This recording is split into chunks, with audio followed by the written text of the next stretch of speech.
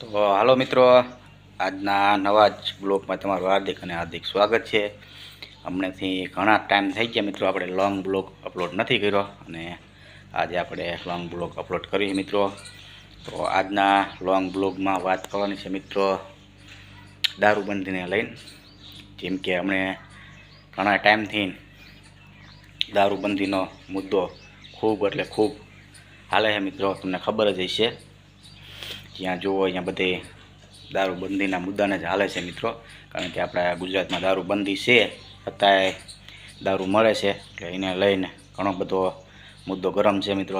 તો આપણે આજે એની જ વાત કરવાની છે. અને એવી એક ગામ પંચાયત છે મિત્રો કે જ્યાં દારૂ વેચતા હોય ને પીતા હોય એના માટે કડક કાયદો બનાવ્યો છે મિત્રો ગામ પંચાયતે. તો એ કયું ગામ છે મિત્રો એની પણ હું તમને માહિતી આપવાનો છું મિત્રો. તો બ્લોગમાં કન્ટિન્યુ બન્યા રહેજો.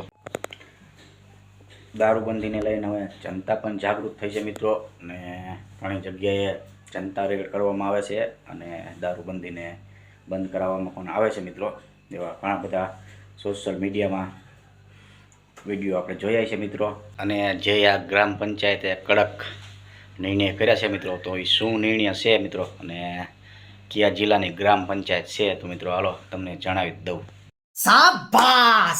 બનાસકાંઠાના પાલનપુરના માલણ ગામે દારૂબંધીનો નિર્ણય કરાયો છે મિત્રો. આ ગ્રામ પંચાયતમાં મિત્રો એવો નિર્ણય કરવામાં આવ્યો છે સરપંચ અને ઉપસરપંચની હાજરીમાં, જે દારૂ પીતા છે અને દારૂ વેચતા છે ને એને પાણીના કનેક્શન નહીં આપે ગ્રામ પંચાયત.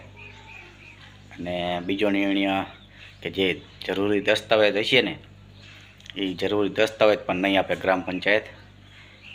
આ ગ્રામ પંચાયતે આવો નિર્ણય કર્યો છે મિત્રો. તો આ નિર્ણય મિત્રો કેવો લાગ્યો કોમેન્ટ કરજો. અને જો દારૂબંધીને લઈને આવા ગામો ગામ આવા નિર્ણય બની જાય ને તો લગભગ 100% દારૂ બંધ થઈ જાય મિત્રો.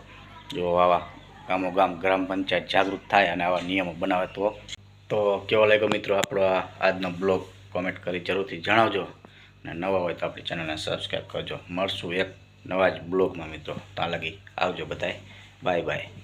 A few moments later.